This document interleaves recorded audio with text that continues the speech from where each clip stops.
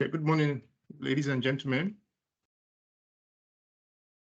You are welcome to today's webinar. Please, can you hear me? Yes, I can hear you. Yes, I can hear you. Okay, you are welcome to today's webinar. Okay, so we will start up right away.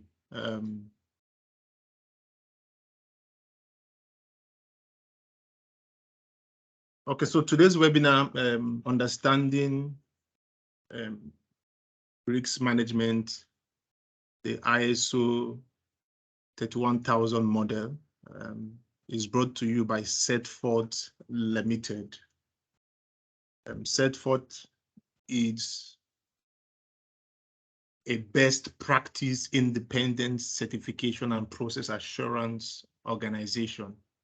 What it basically means that we help organizations comply with international best practice and help organizations get certified to international standards to ensure that they work in the best and the most effective and efficient way.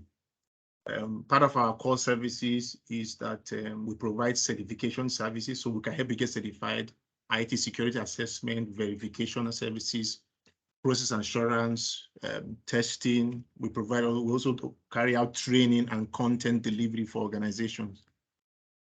So there's a lot to benefit in having a business relationship with Certfort Limited. Definitely, you will be able to comply with all legal and regulatory environment, improve efficiency, enhance your budget, ensure that all your obligations are met. We also try to help organizations mitigate all risk, IT risk, and all other risk within such organization.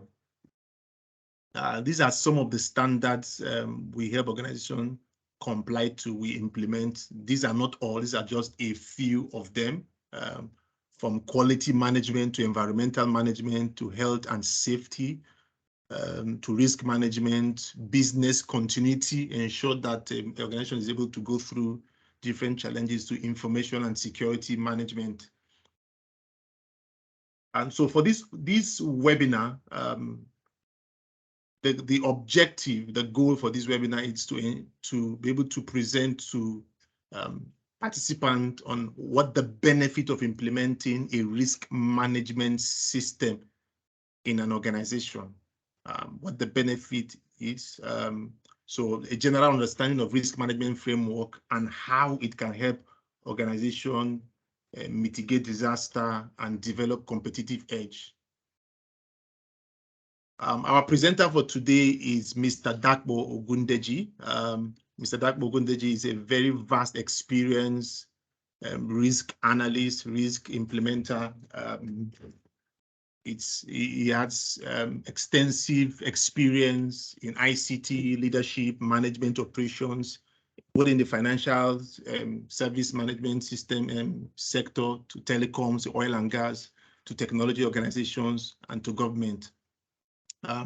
He has a master's in information technology and a BSc in electrical electronics engineering. I said he's vastly experienced because he has previously been a CIO, Chief Information Officer for Lagos Business School. He was a CEO and lead partner for IT Solutions. He was also, for a while, the CTO and CIS for Digital Duels Limited. And also at some point, he was the head of user support and desk services for Etisalat Nigeria. He also managed was an IT manager for one of the famous law firms in Nigeria, and also a project manager, technical services for DHL Nigeria Limited. At some point, he was also the deputy head of network services and network systems and hardware and network engineers.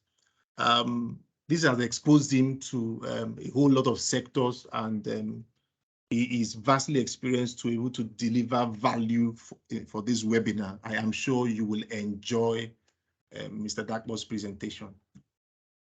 Please, can you hear me? Please confirm that you can hear me. Yes, I can hear you. Okay.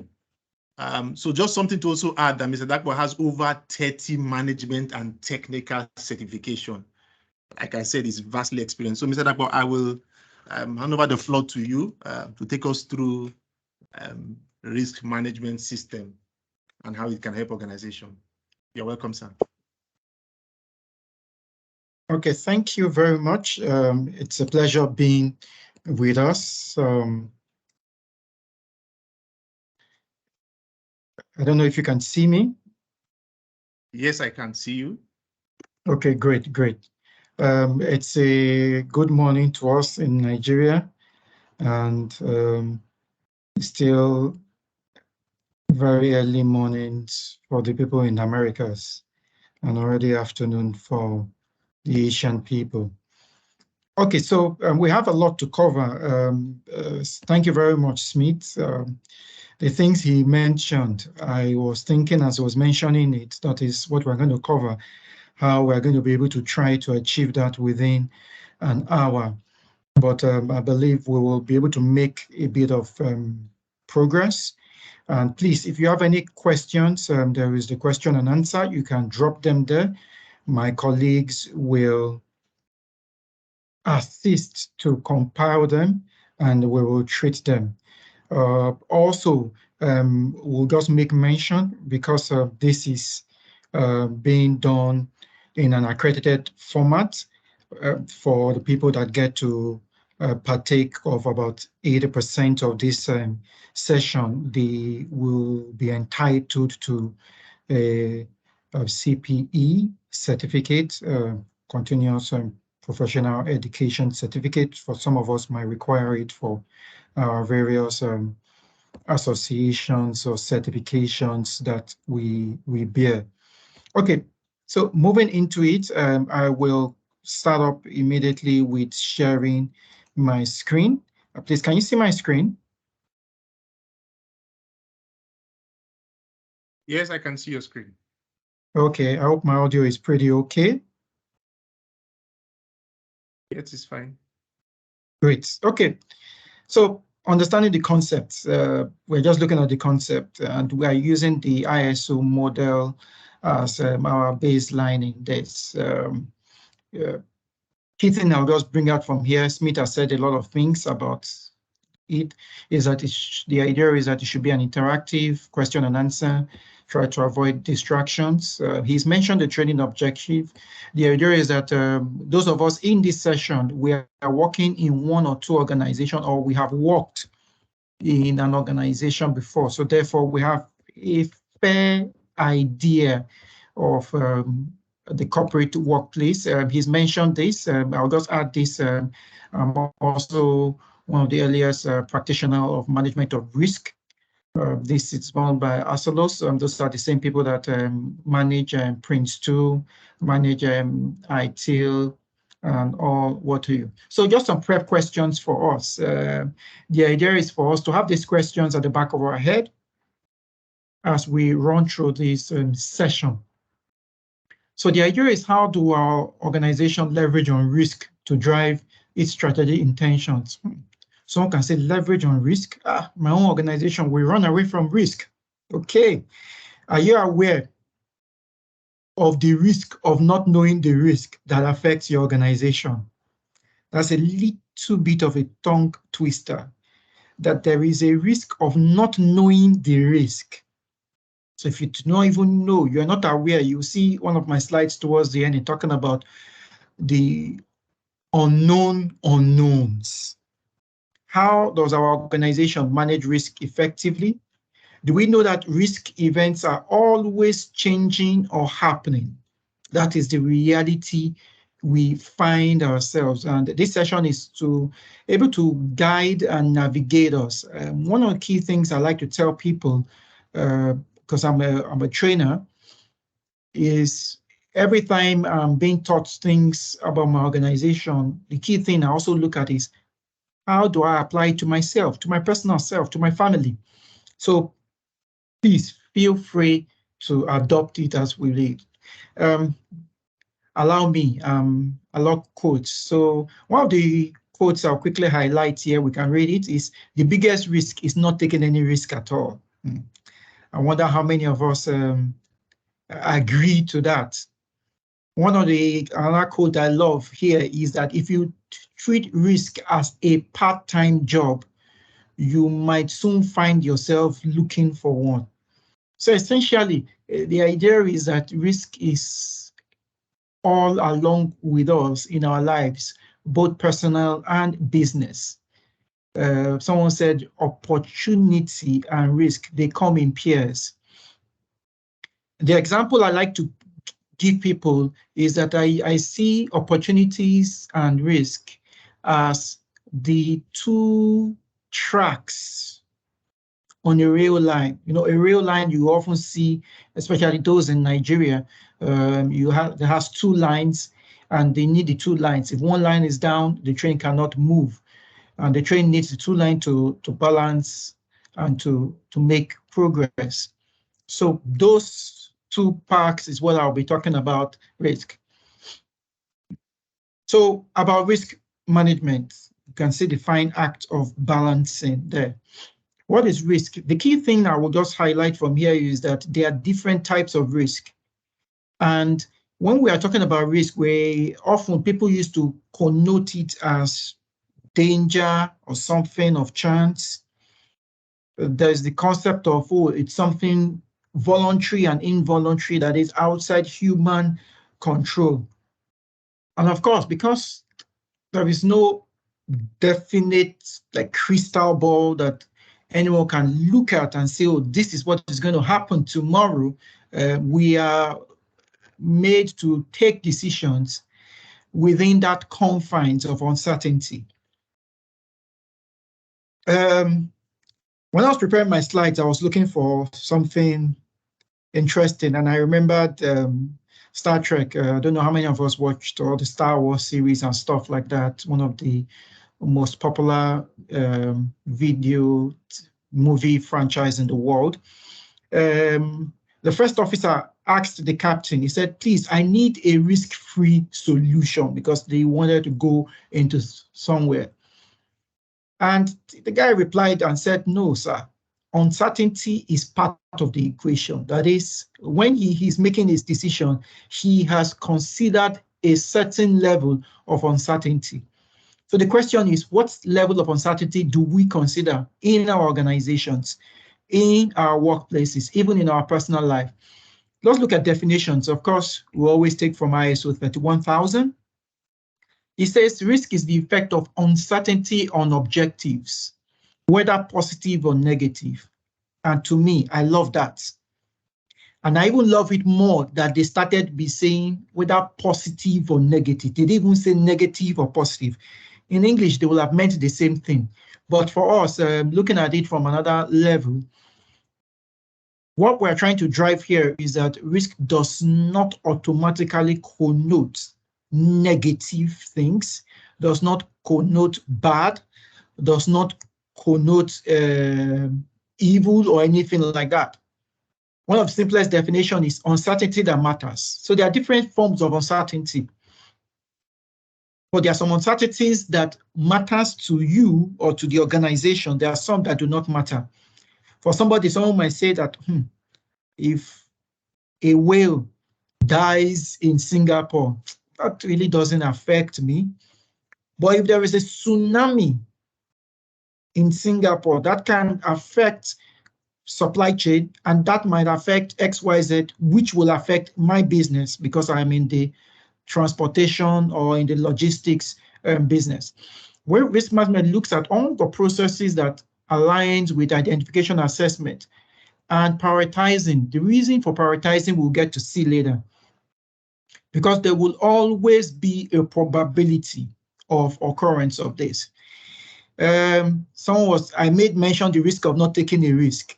I'm sure many of us remember the phone called Nokia. We all remember Nokia when GSM came in, especially into Nigeria.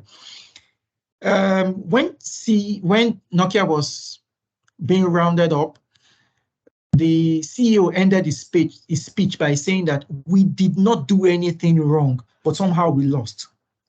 And it really got me thinking how an organization that in a way they didn't think they did anything wrong, but they lost it.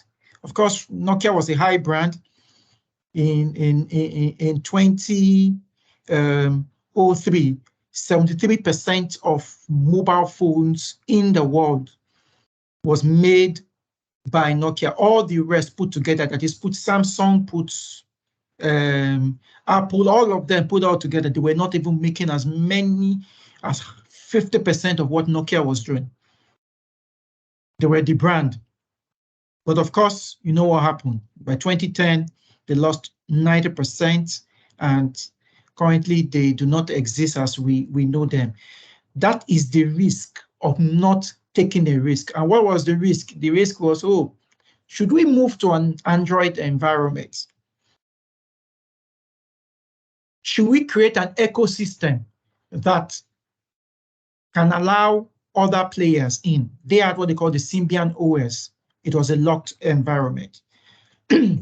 Okay, COVID. This is something pretty close to us. Many of us, we have been impacted in 2020.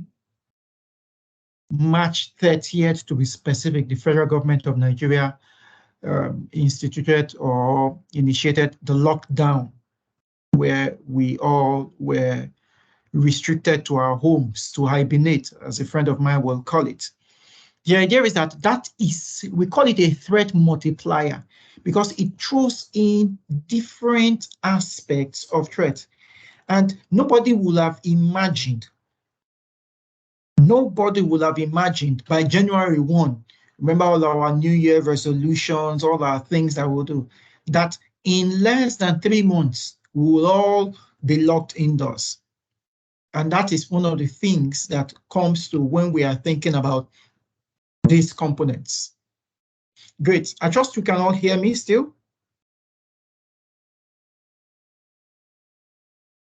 Can you hear me, please? Yes, I can hear you. Yes, I can hear you. Okay, thank you very much. So with regards to risk, there have been various forms of risk. So we often break it into two timelines of the traditional risk and the enterprise risk, which is really what is the buzzword around. The enterprise looks at risk as a strategic enabler. That is, something comes out and you now look at it and say, oh, there is a risk of this particular initiative. It doesn't mean you run away. It doesn't mean that you fold your hands, but you take an informed decision. In the traditional way, risk is looked more as a cost center. So people tend to be adverse. Even people see it even as a trait that, we in our organization, we run away from risk. But that is not what it should be. As we move along in the slides, you will see things that should allow us to know that we should not run away, but we should galvanize towards it. Various risk management framework, COSO, there is the ISO 31000. 2 editions has come out, 2009 and 2018. We'll be dealing more with 2018 in this session. Then, of course, there is the RMM, which is the Risk Insurance Management Society Risk Maturity Model. The beautiful thing about it is that it allows you to scale. It has different levels, 7 attributes that you can be able to say, oh, this is where your organization is. That is kind of creating a ladder of it. Challenges of risk. Here's an interesting looking mug. Somebody said, risk management is my life. We, as part of our activities in Certfort, we do a lot of risk engagements. The idea is that the modern organization is getting complex. Who never thought that the war in Ukraine and Russia will affect the price of a staple commodity in Nigeria? I'm talking about bread. The use of digital technology. I don't know how many of us experienced it. About 2 weeks ago, WhatsApp went offline for about 1 hour, 1.5 hours. Last year it happened. They went offline for about 6 hours, different things comes out. And even there are businesses that are built on some of these technologies. I don't know if we recall what happened in Nigeria, where the federal government banned Twitter. I knew organizations that essentially did their marketing, did their customer facing, all based on Twitter. So it wasn't that the platform had any problem, but just because of a national issue in this environment. Overview of ISO 31000. Please, as made mentioned, feel free to drop any questions that we have so that we can take it. We'll have some pause periods within the session so that we can quickly go and attack it. Okay, just a baseline. I'm just going to skim through this. Just talking about ISO, International Organization of Standardization, where you now have close to 163 now counting countries that are part of this. They try to create standards, guidelines, and stuff like that. The idea is that they are trying to ensure that things within the planets called Earth, we are able to harmonize, we are able to do things across sovereign borders, across continents. And the idea is we are also looking at things that will bring about an increase of productivity. With regards to ISO 31000, as made mention, the edition we'll be focusing on is the 2018. One of the key things I would say is that managing risk is iterative. What it means is that it's not something you get to do and you forget about.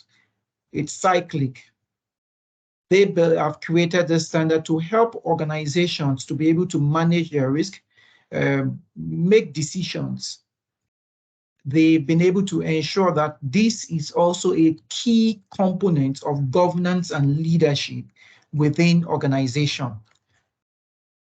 The scope of the 31000 is applicable to any sector or industry. And that to me is key. So it means that even if you say, oh, what you do is you make beans flour, what some might call akara. Maybe if you have an industry that you are churning out tons of this, you can consider ISO 31000 because you have to look at various risks. One of the key things I will also identify here is that please, ISO 31000 is not a requirement standard. It is a guideline. So what it means is that you cannot certify an organization to ISO 31000. I've had a few times people making, oh, Dapo, we want to certify organizations, Certfort, please come and help us. No, some of these standards are just guidelines. I've also seen some few ads or things online when someone say, oh, my organization is ISO 31000 certified. Permit me to say that that is a statement more in ignorance. It's not really a certifiable standard. They are essentially guidelines, which means they are recommendations, not requirements. The benefits are many, but I'll just quickly highlight a few. It helps you to be able to identify threats and opportunities. I remembered in a particular organization, that was a while back, if I'm correct, I think that was in 2008 or 2009. I was doing a project in Abuja, and we're trying to identify some threats for the organization. And one of the threats, because I had like a document that has, let me use the word, a bouquet of threats, whip it out and say, oh, is this applicable to the organization? And one of the threats I saw there was, oh, suicide bomb threats, and we struck it out. Why did we strike it out? Because as at that period, we did not have any formal or known suicide bomb incident in Nigeria. In less than 6 months after I finished that initiative, or I did that assignment, the first suicide bomber was identified, and we had the incident in Nigeria. So the idea is that you are not just identifying those threats, you are looking at it over a continuous phase and cycle. Of course, you need to comply with regulatory, legal. You are enhancing health and safety. You are trying to improve loss. Then also taking advantage, because that's what we talk about, improving performance. The ISO 31000, it has 3 main children. Clause 4, which talks about principles. Clause 5, which talks about the framework. Clause 6, which talks about the process. We'll run through this because of our time. I will just skip on some of these things, but I'll just highlight the key aspects that we want to. So at this point, I'm going to try to see if I have any questions. Smith, do we have any questions I need to deal with? I'm trying to see. I couldn't see. I'm looking at the Q&A box now.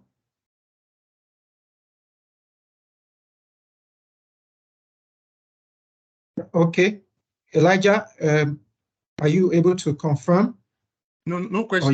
There's no question now. Oh, okay, great. So I will just go ahead. So please, you can just drop your questions. I'm aware that you cannot easily or verbally speak during the session because of our time and trying to manage it. Okay, so we can continue. ISO 31 concepts.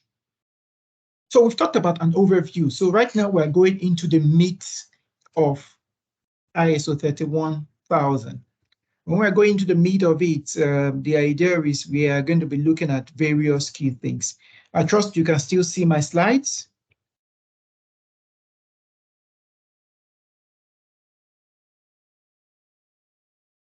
Yes. I trust I'm all, okay, great. Okay, I've mentioned this packs of cyclic representation of ISO 31000. Key things we just need to understand, it's composed of principles, frameworks, and processes. Let's quickly dive into it, the principles. So the principles, the main thing with the principles is it tries to look at key things that are the foundations of managing risk and tries to see how the organization can establish its own framework and processes. So what it means is that the principles help to underpin. In another terminology, someone might call it the principles give the foundation. These principles, will go through them. It talks about integrated, that is, risk management should be an integral part of all organizations' activities. I've seen organizations that, they're taking on a project, and at the end of the project, they now do a risk assessment. Or at the beginning of the project, they do a risk assessment. No, we are trying to say that in the beginning, at the end, and through the phase of the project, risk management needs to be done. The two primary project forums talking about Prince2 and PMBOK, both of them have recognized this, and they have even created designated parts for risk management in projects. So in anything that you are doing, it needs to be integral. It's not just only something that the management looks at, all people that are handling activities. It has structure and it should be comprehensive. That is, it's end to end. Structure allows it to have what they call a repeatable or consistent pattern. So it means if I conduct a risk assessment and later my colleague used to conduct another one, the results should be a bit comparable, may not be exact, but there should be a level of consistency. Even with that level of consistency, there's also customization. That is, it should be customized to the organization's internal and external context. A word I like to use is that it should be domesticated. Make it relevant. A lot of times when we conduct our various consulting assignments, one of the key things I noticed is that people just take on a particular framework and copy a particular template from the internet, and they are not domesticating it. They are not localizing it. They are not customizing it. And that key principle is inclusiveness. That is, you should take cognizance of stakeholders. And when we're talking about stakeholders, guess what? Stakeholders are not only internal stakeholders, external stakeholders. So your vendors, your clients, they're all stakeholders. And therefore, it should be all parts of it. It's dynamic. Dynamic means that it is changing. Remember the example I gave about a particular risk that did not exist before in Nigeria, at least formally, and within a 6-month period, it existed. I think it was about how many years ago? 8 years ago, or was it 6 years ago? We battled Ebola. And that was like the main pandemic we got to know about. You had all the sensors in the airports and all those kind of checks, washing of hands. Then after some time it went. We now had COVID. COVID is still around in various environments. China is still facing that. They are still locking down various big cities in China presently. Best available information, that is dealing with both historical and current. The information should be timely, because sometimes if an information comes on time, then it may not have its relevant use. It looks at the human and cultural factors because they all play a part in it. So there are some cultures that have been identified that as a result of it, it poses a risk. I was part of I undertook a study where it was looked at the culture of a particular set of people in the world, made it more possible for an aircraft to have incidents simply because the sub-pilot or co-pilot is not able to query or question the pilot because of cultural issues. Continual improvement, it's always continuously moving. So we've dealt with the principles. The frameworks, what would I call the framework? Remember I called the principles the foundations. Then I will call the framework the pillars. The idea is that this ensures that you are able to take those principles and translate them into activities to guide the decision-making mechanism within the organization. And it requires input from everyone, leadership and commitment. That is, it is from the top. They need oversight. So you see many organizations, large organizations, they will often have a risk management committee at the board level. I'm sure we recall what happened when the former CBN governor, Lamido Sanusi, he emphasized the need for risk, and we had the concept where the financial institutions, the banks, they needed to have chief risk officers, and those chief risk officers even had what they call dotted reporting to the board. So it meant that if required, when required, they could go over the MD and give feedbacks to the executives, top executives, leadership of an organization. Integrated risk management, we made mention of it. So the idea is that we're not trying to ensure that risk is done. Yes, it's done within the various units, but it should not be in silos.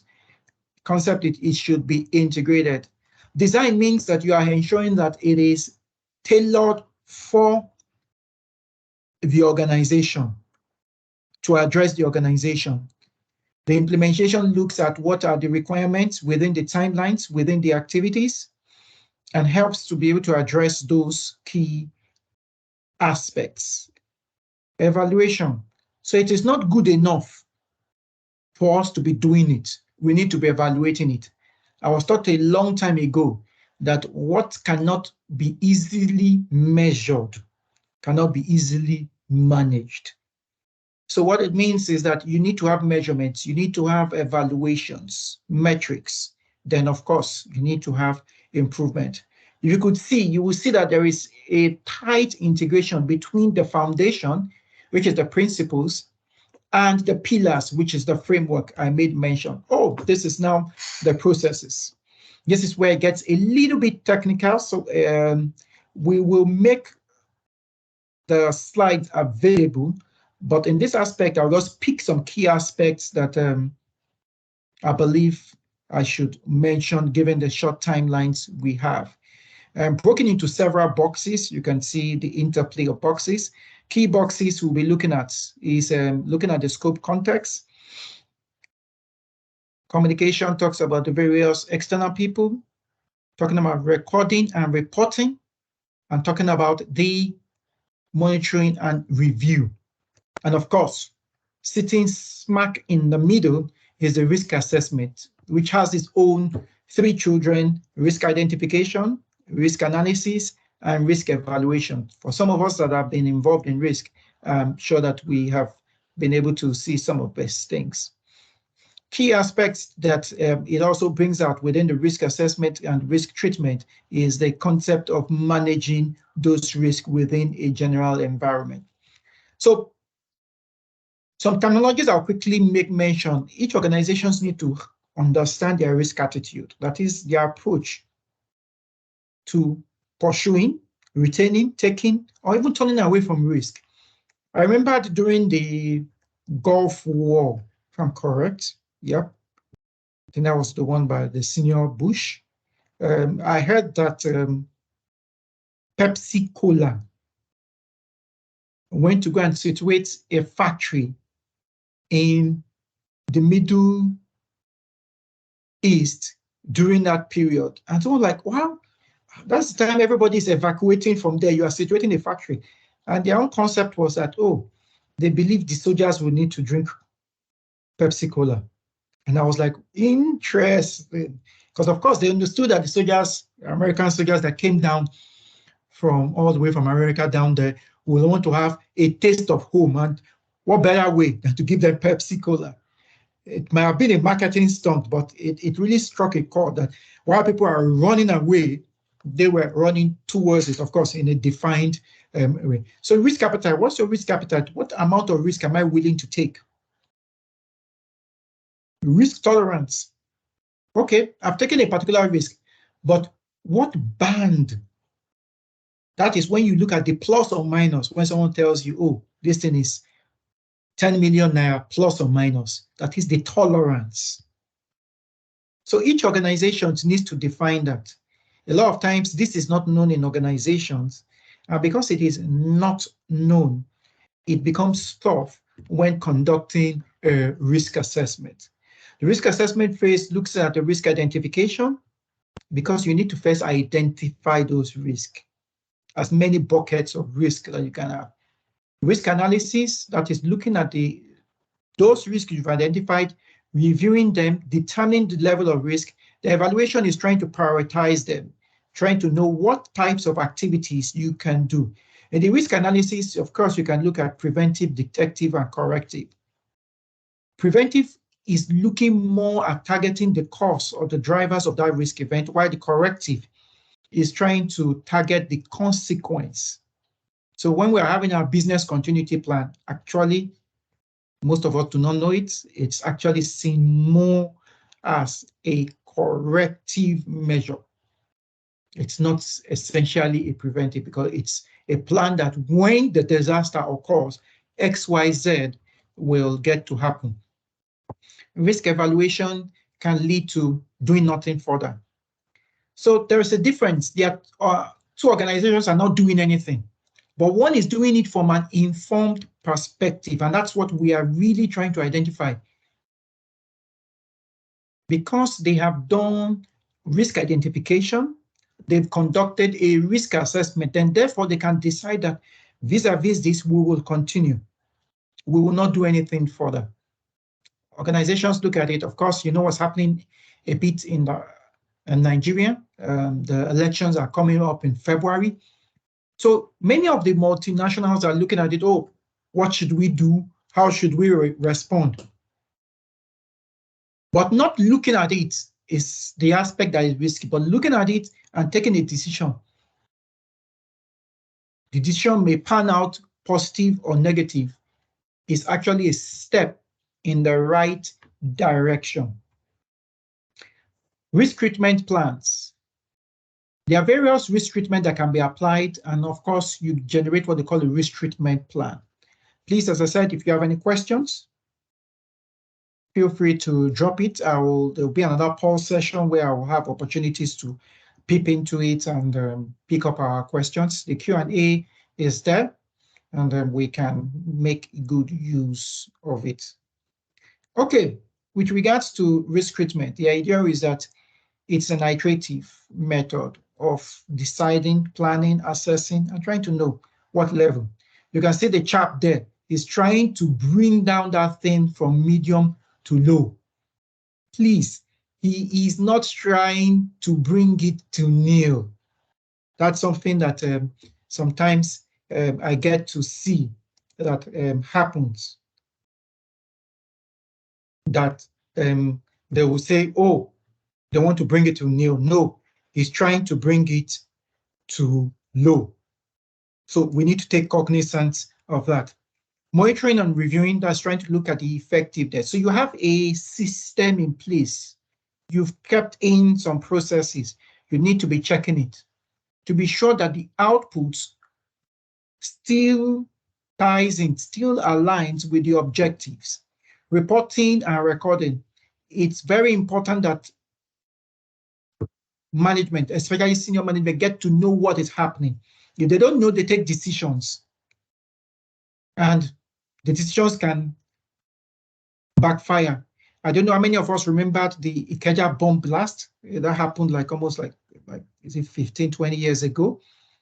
The president then, that was Obasanjo, on TV, people were saying, oh, he didn't come and say what was happening. And he said that, what is the issue? That yes, he heard about the bomb blast, but nobody died. But people died. Within about 3-4 hours, he realized that he was not giving the right information. And within 1 hour or 2 hours, he took a chopper and landed in Ikeja to come and say, oh, I did not know that this and this was happening. So who are those communicating? Different stakeholders have different information needs, the frequency, the method of communicating, media, what mode of communicating. Okay, at this time, we'll take a pause, and I'll be able to review some questions, and I'll hand over to Smith. Thank you. Okay, thank you, Mr. Dapo. I will just ask my colleague, Elijah, kindly just share your slide on the training. You have just a minute to take us through a brief training we have in this space. Thank you, Mr. Dapo. Thank you, Smith. First and foremost, we'd like to extend our appreciation to everyone who has been part of this session. And we also believe that you must have learned 1 or 2 things while listening to our speaker. So as you might be aware, Certfort Limited is a management system certification service provider. Our training programs is meant to empower organizations and individuals in obtaining the best practices that which cuts across different ISO standards. So apart from that, we also provide consulting services for organizations that are willing to, implement different ISO standards within the organization. So for the rest of the year, we have a schedule, and we have a few trainings that are still available for people that would like to enroll in our training programs. Particularly, I would like to talk about the risk management. So as part of this session, we are hoping that we have participants who get to learn more about the risk management according to ISO 31000. Then we are having this training by the 12th of December to 16th of December 2022. So you can register for this 3 days training course, and the model of learning is online virtual. Then we also have the e-learning for those who want to enroll as a lead manager. So apart from that, we also have the information security management system, that is ISO 27001 lead implementer training course. So if you are willing to learn on how to implement the ISO 27001 information security standard within an organization, you can register for this training. The lead implementer, you try to learn the techniques on how to implement this standard within the organization. It's a 5-day training course. Also, we have the e-learning model. We also have the self-study. Also, we have the online virtual live training model. So apart from that, we also have the ISO 27001, the lead auditor.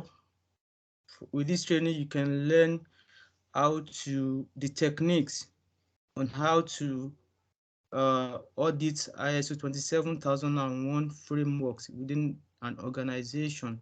It's also a 5-day training course, and also if you would like to register, you can join by engaging our e-learning program. Also, you can also join by our self-study program.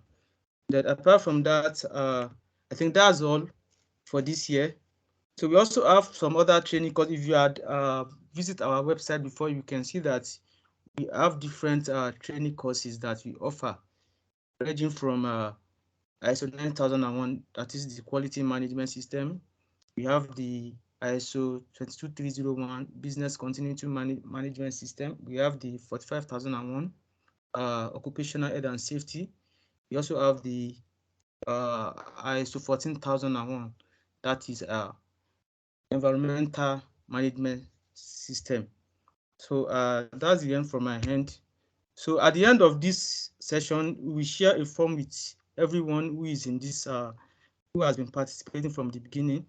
So you can fill the form to tell us if you are interested in any of our training program. Thank you very much. Okay, thank you, Elijah, for that notification. Okay, so we will go back to the webinar. Please, if you have questions, please feel free to post it so that it can be attended to. Okay, back to you, Mr. Dapo.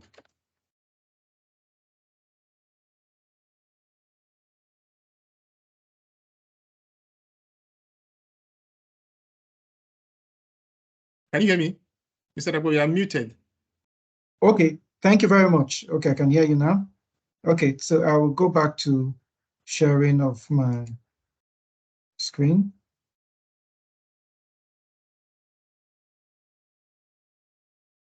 Can you see my presentation now? Yes, I can see it. Great. Okay, we're moving on.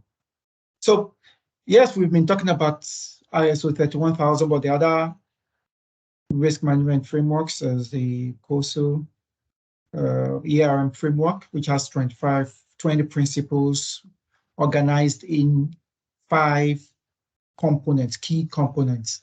It looks at governance and culture, looks at strategy and objective setting, performance. Then Dapo, please, can we have it in presentation slide? Can we have it in presentation format? Okay, so, let's see.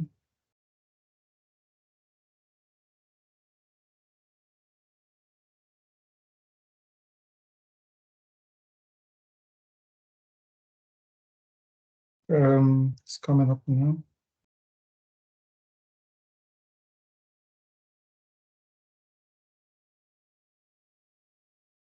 Can you see this now? Not yet. Okay, yes, it's fine. It's fine now. Okay, great. Thank you. Thanks. Okay, so a lot of times the other things, framework that we can use, the idea is, of course, it's looking at ERM, Enterprise Risk Management Framework, various components that can be applied. I said we are not going into this, so not to scare us. There's a lot that is packaged in this. Because I said 20 principles. So those 20 principles, 8 interrelated roles across multiple layers. So the idea is that they are looking at that risk cuts across the various dimensions. So it's more of what they call a dice and slice mechanism they use in the COSO ERM framework model, especially for the financial and also for regulatory. It's pretty popular in that medium. Other things. Okay, yeah. So we've talked about some key aspects. We've discussed it. And I just said I just bring this up for us. So with regards to risk, there's the concept of uncertainty. So there's what we call known knowns, that is the things we are aware of and we understand.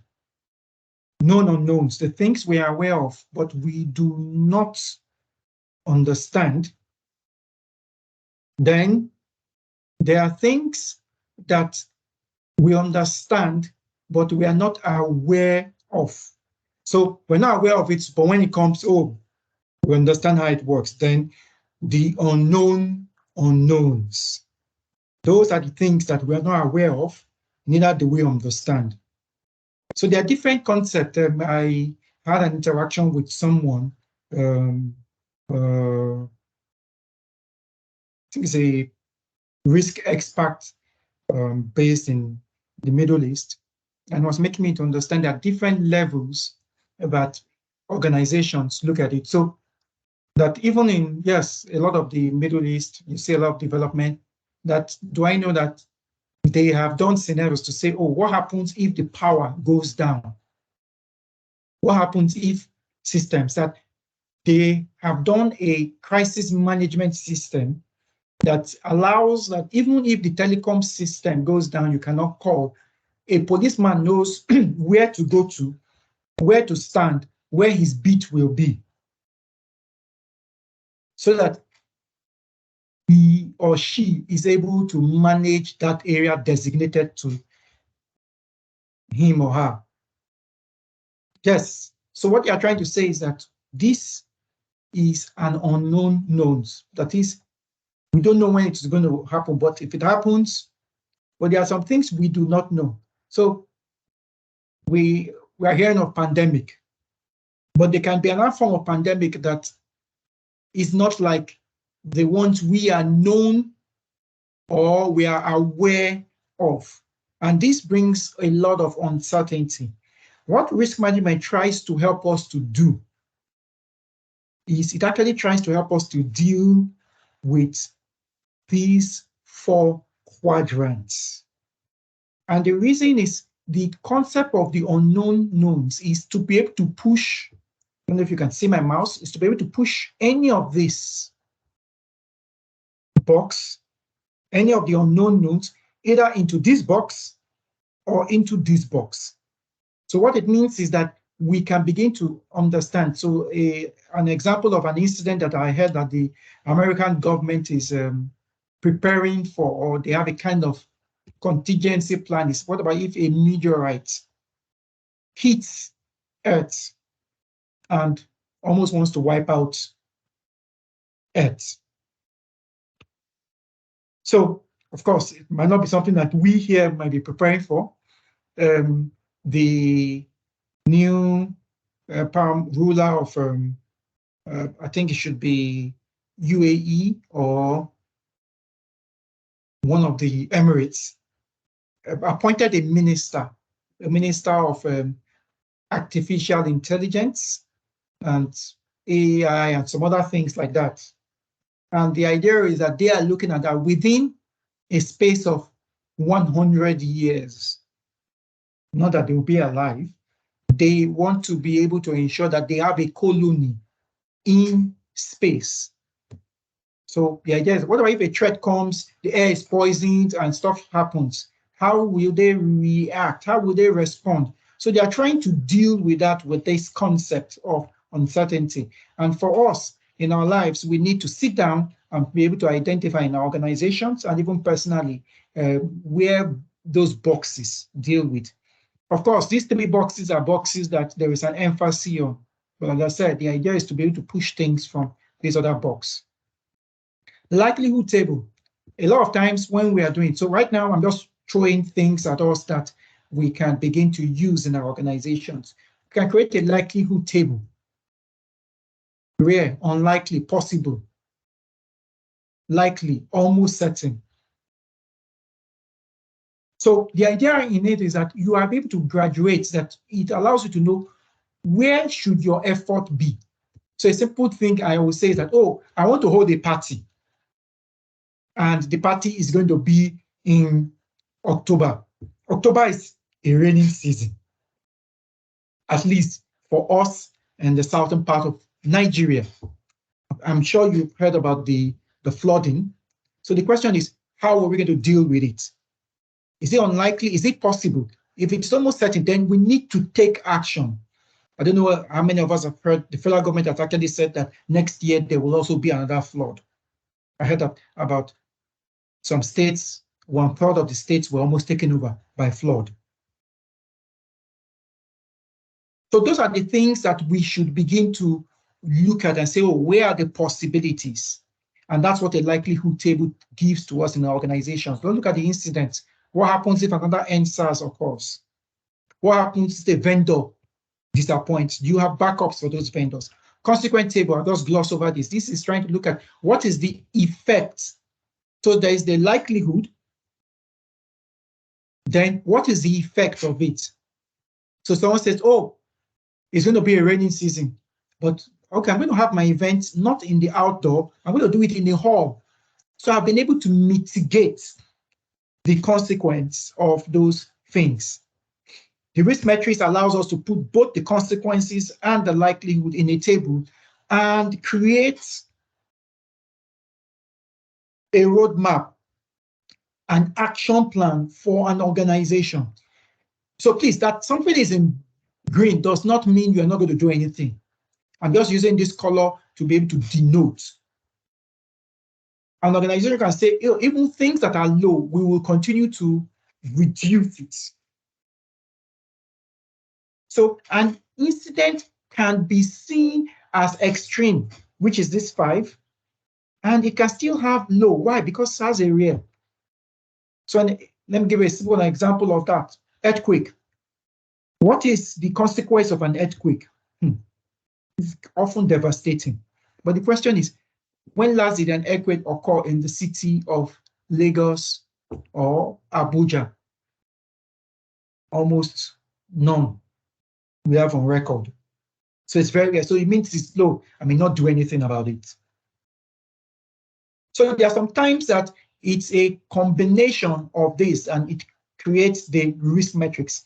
in Certfort, when we're doing a lot of our consulting assignments, we get to use this to be able to quantify, because some people are quick to jump to say, oh, because the consequence is high, and now what for consequences? Impact. Oh, because the impact is high, we need to do something. No, sir.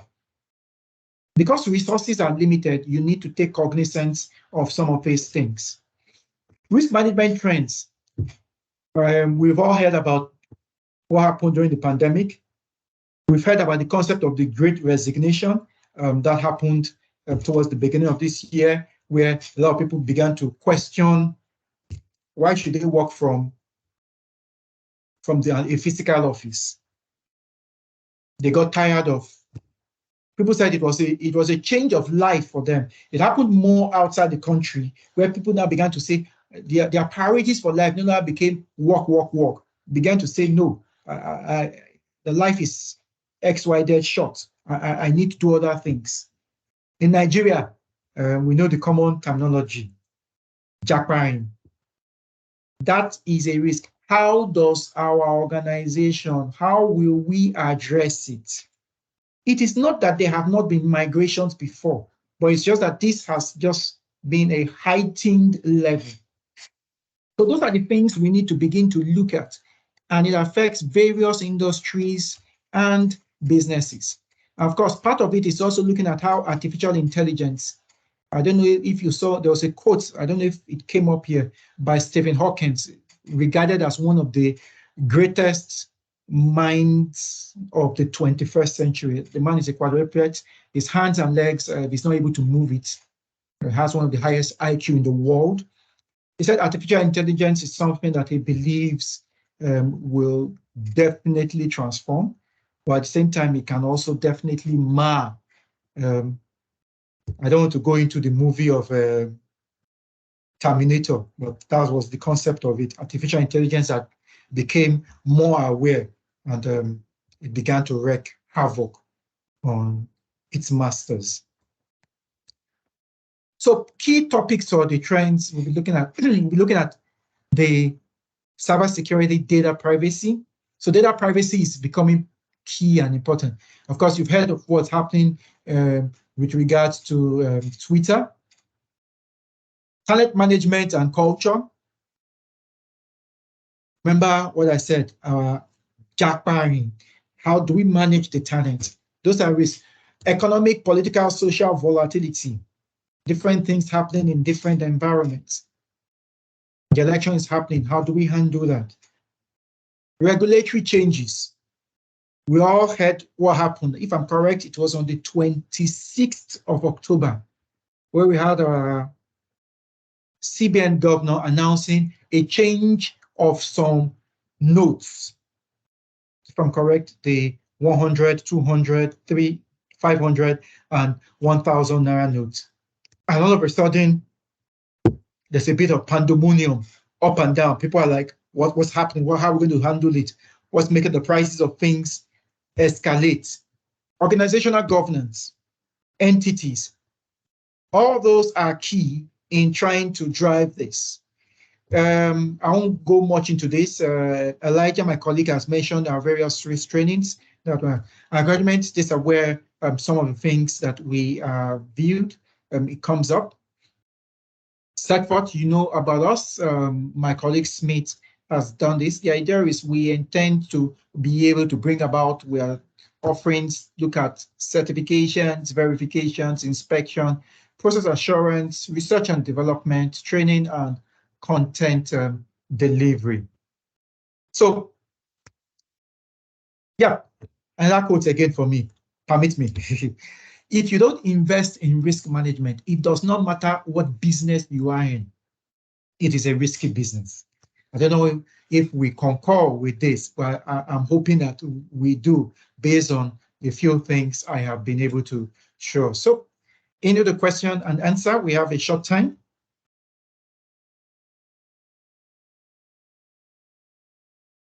Smith, do we have any questions so that I can?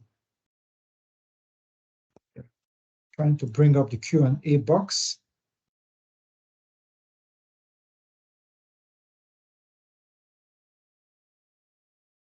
Okay, any comments, any other things? It might not be specifically related to the 31,000 risk management framework we discussed. Anything you believe is worth of mentioning about this session, or maybe possibly other session? We need to move fast because we're already running out of time. Smith, Elijah, is there anything I need to attend to? Any comments, questions? I'm trying to pick the box. I can't see anything in that.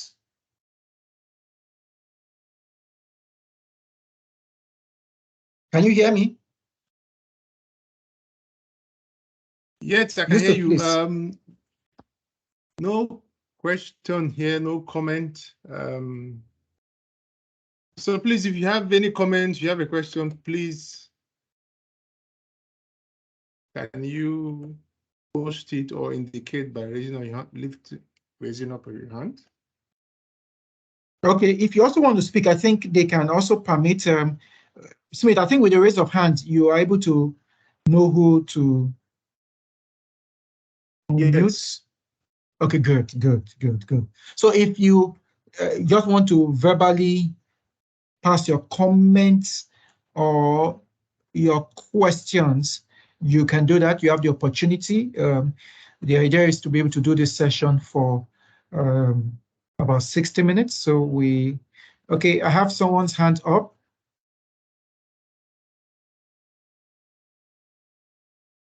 Okay, so we have two persons. So please go, Chibuzo, go ahead.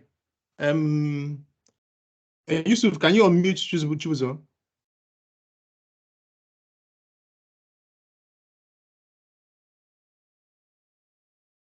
Chibuzo, go ahead. Unmute yourself and go ahead.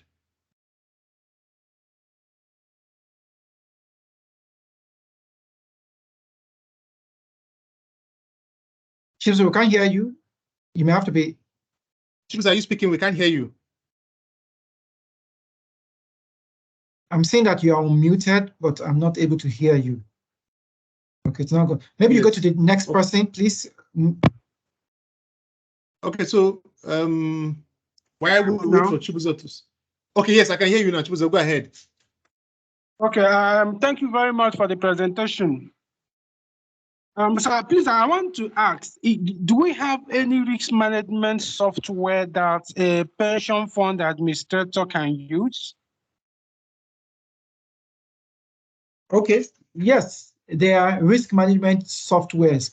So you've mentioned a particular industry. So what gets to happen is that the people that make the softwares, and I may not be able to mention any to you directly now, so that it's not seen as if I'm promoting one software over the other, but I can send about 2-3 softwares to you that it's more in the financial space. So in the financial space, there are some that are what I'll call leaders, and pensions can get to use it. So they are suited for pensions, for the insurance, for the banking, and what have you. So yes, there are those softwares there. And software is a way for you to leverage and easily automate your risk management function. So your question actually helps me to mention that there are various softwares that you can use. Thank you very much, Chibuzo. Okay, Samuel, please go ahead, Samuel.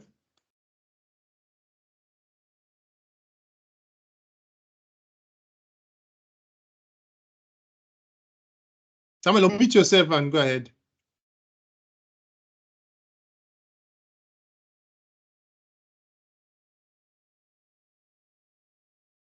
Okay, we can. So maybe you moved. I can see Azubike. Azubike, yes. Please go ahead. Azubike, please unmute yourself and speak.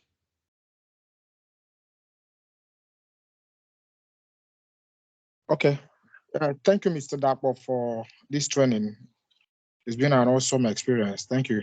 And my question is, in a brief summary, what's the difference between ISO 31000 ERM and the COSO ERM?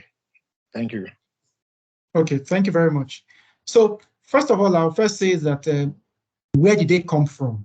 That helps us. So the ISO comes from the ISO body, which generates a lot of ISO standards. The popular one everyone should know about is 9001. Some of us might know about 27001 information security. So they have created that particular standard to be able to guide. And as I said, it's more of a guideline. It's not a requirement. COSO, it's more from the full meaning is Catway, something trend. So the idea is that it came as a result of serious governance issues that happened in the US. And as a result of that, they created the COSO and they now made it publicly available. So COSO in some sectors in America is not a guideline, it is a requirement. Once you are publicly listed, you need to follow the guidelines that are expected.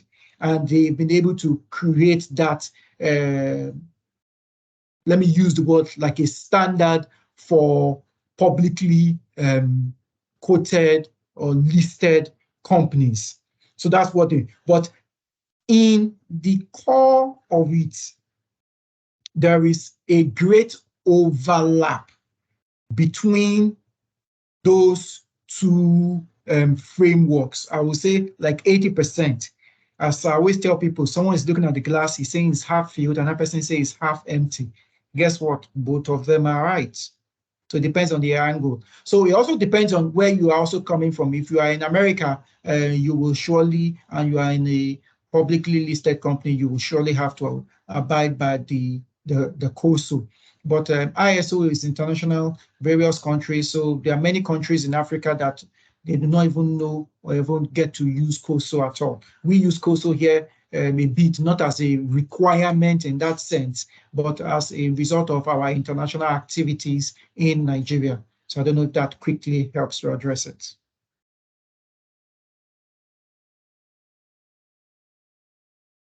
Okay, so I hope that's okay with you, Azubike.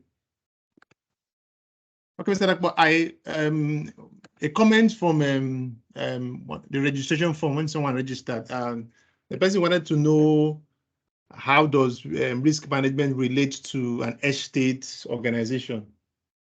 Okay, an estate organization. Real estate. Okay. Okay, interesting, good one. So allow me to use this example, permit me. Of course, you all know what happened with the 21-story building that collapsed and what it threw up. So the idea with risk is it's not so much of just only looking at what you are doing. You're also looking at the parameters. So risk management allows you to look at regulatory, allows you to look at what is happening in the industry that can impact you. I don't know if you remember that, and that building collapsed again in Yaba, if I'm correct. And as a result, the MD of the Lagos State entity that manages properties, he resigned. So in the estates, you need to understand the parameters. Risk management allows you to look at both the internal and the external. Looking at, what happens as a result of Forex? See what's happening with the dollar. Risk management allows you to look at what happens in your environment. See what happened during the entails. Some environments, I don't know how many of us know, in the Lekki axis, there was a shopping mall, massive shopping mall called the Sako Shopping Mall. As a result of entails, they were closed. Just only last week, if I'm correct, they just opened. Complete 2 years of non-operation. The whole mall, so shop right there has just reopened. So in real estate, you have to begin to look at those parameters. Can I situate my business in that environment? How will I be able to deal with the types of people that live around? Because as I said, the area boys, as we call them, the others, moved a mass down there and pilfered every single thing that was in those complex. Not just on the shop, every shop, they just raided them. So in real estate, you need to begin to take cognizance of these things. So it's not, oh, I have clients, oh, I'm building. But what are those risk factors? If you're not taking care of those risk factors, you're not planning for those risk factors, then, as somebody said, you might be in a risky business.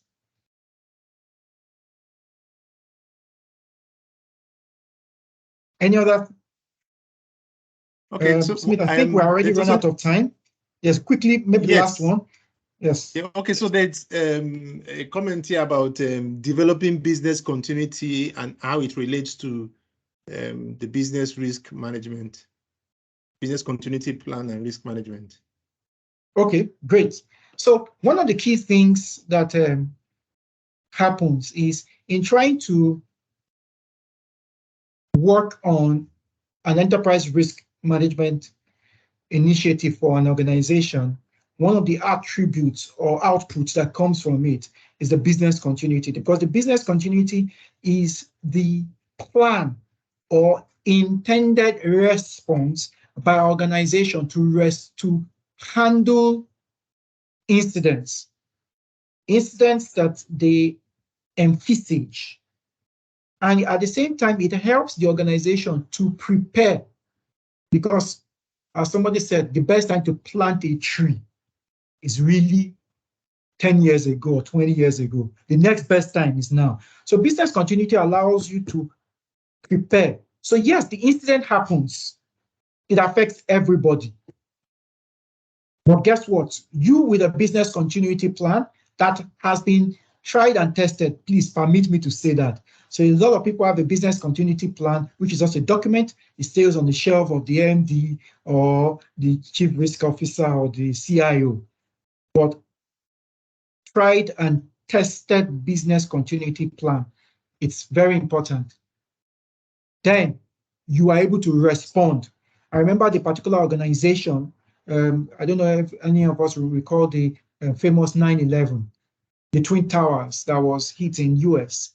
That organization was reputed to be one of the first organizations that within a space of 48 hours, it was able to resume office in another location. There were some organizations that were in that building, they never resumed.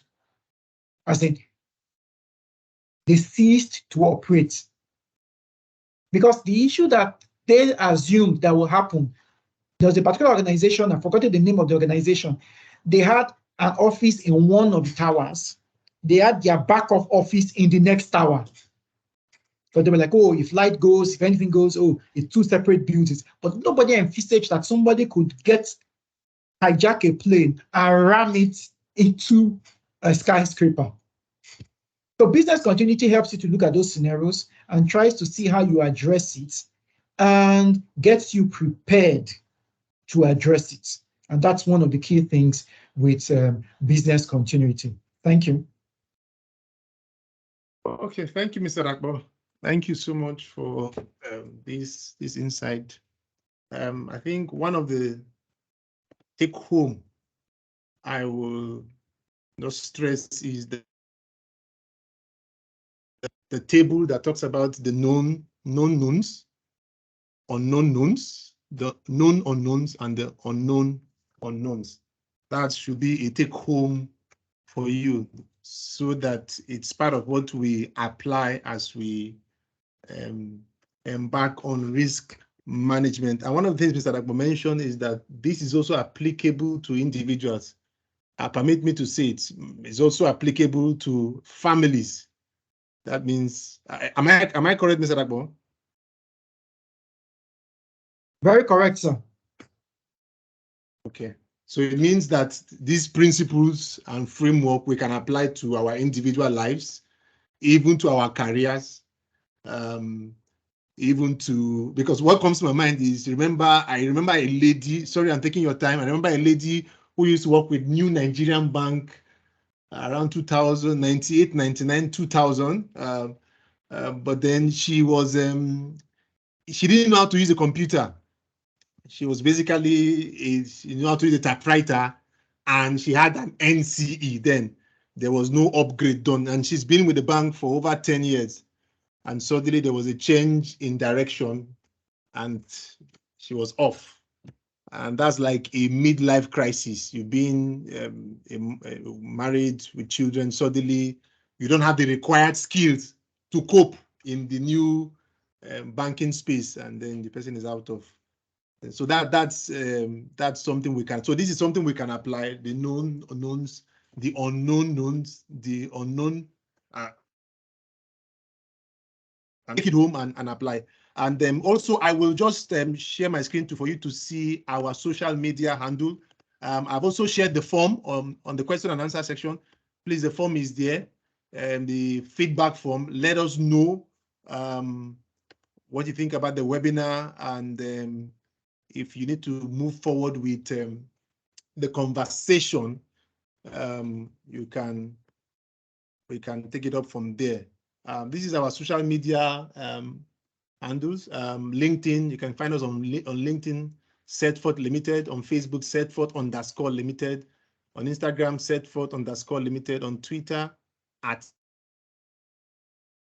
@Cert, and YouTube, Certfort Limited as LTD. Please follow us on these platforms so that you get regular updates, and you know when we are having our next webinar. Definitely, we're having a webinar first quarter of 2023, and we will keep you informed. So if you follow us, you'll be able to have such update. And also remember to indicate. Okay, so we will share the slide for this presentation. We'll also share the video so that you can go through it. And then, but if you are interested in any of the training is coming up, and the risk management training is in this 3 days training, December 12th to December 14th. A slight adjustment to be made here, and the training cost is 215,000. So it includes both the training, the materials, and exams. If the person needs to retake the exam, that means doesn't make it at first sitting, he will retake a space of 3 to 4 months without having to pay again. It all covers that. Okay. Thank you very much for attending this webinar. We are grateful for your presence. We do not take it for granted. Thank you so much. I don't know if anybody, Mr. Dapo, you have anything to say? Yusuf, anybody to say before? No, thank you. Thank you very much. And I think we can have a great day, and please let's get to make use of what we have learned. Okay, so I thank you so much. I will follow up with an email and then we'll share slides and the video. Thank you so much for coming. Have a great weekend. Bye.